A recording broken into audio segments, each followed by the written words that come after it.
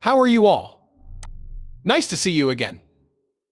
This is Coins Warning, your place to get your crypto fix. I'm your boss. I hope everyone is having a great day. Hey everyone, it's Wednesday, October 16th, which means the middle of the week. The way I like it, there will be some baseball tomorrow, payday on Friday, and then the weekend will begin. What's even better?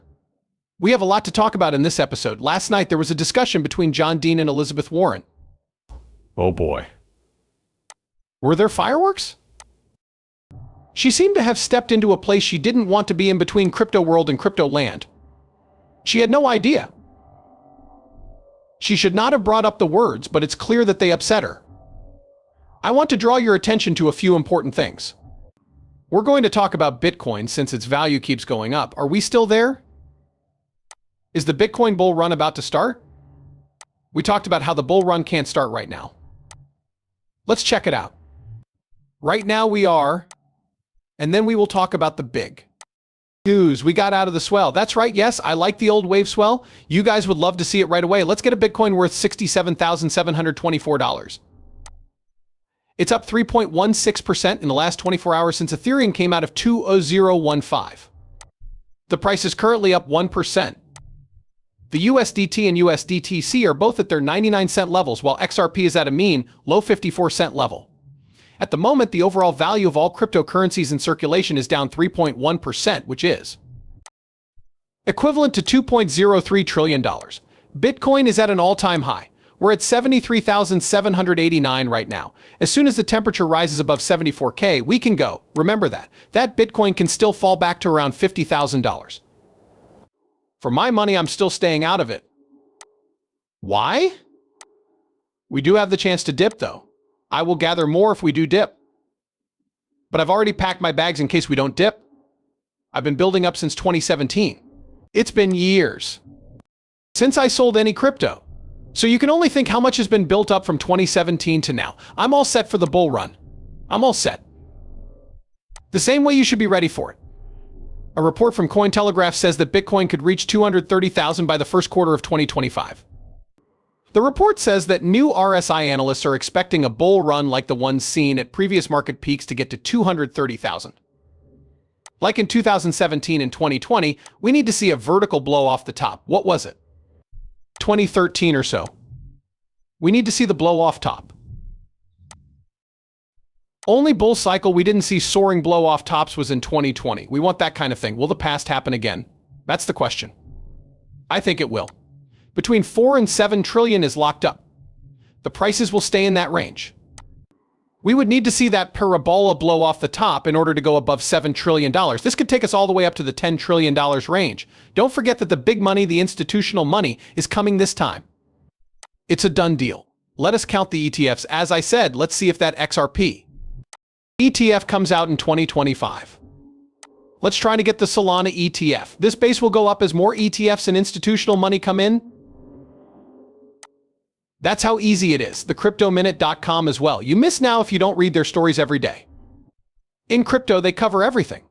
A wonderful website that is updated every day with several new pieces. Price of Bitcoin. And it's trying to break through the 200-day moving average. If it does, it will cause a parabolic surge, or it has caused one in the past. It says that the Bitcoin price hit over $66,000 for the first time in many weeks after disappointing investors in the first few days of October. It is still above that level as this video is being made. The 200-day moving average shows how an asset will do over the long term.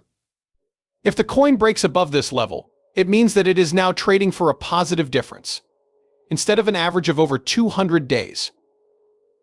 For Bitcoin in particular, this sign has often been the difference between people who think the price will go up or down. Al Martinez, a crypto expert, said that Bitcoin's price breaking above the 200-day moving average has always been the start of parabolic bull runs in the past. This is the chart. Please excuse me. You can move on from the past. With the price where it is now, it is above the 200-day moving average. It is now time for Bitcoin to go. That would put us above $74,000, which means the bull cycle has begun. Always remember that I know I say this over and over, and I will keep doing it until everyone gets it. That's why they are sure they understand how the markets will work. Bitcoin is going to run first. There won't be an alt season until Bitcoin is up and running. Yes, all of them will be brought up to speed with the change in the Bitcoin price. We're going to make 5, 10, 15, or even 20 times as much on our altcoins, but the real jumps won't happen until Bitcoin's power starts to fall again. We want to have about 60% of the BTC market. John Deaton, Jeremy Hogan, blew Senator Warren out of the water tonight in his discussion. He was passing, being reasonable and well-organized. Deaton is funny, approachable, and right on the mark. Get on that Deaton train, it's going to Massachusetts. Last night, John killed it. Warren should not have talked about crypto. She had no idea what she was talking about. She should have stuck to talking about dinosaurs like she did when she was 15, but she got yanked off the show. Here's John Dean saying it. Check out the discussion tonight if you can. You might have seen that there is only one fanatic on stage. The fact that Elizabeth Warren is so political doesn't help the working and middle-class people who are being crushed by inflation and the cost of living. To stay in power, she is part of the Washington elite that stirs up fights. That's it. Listen to what John had to say about the post.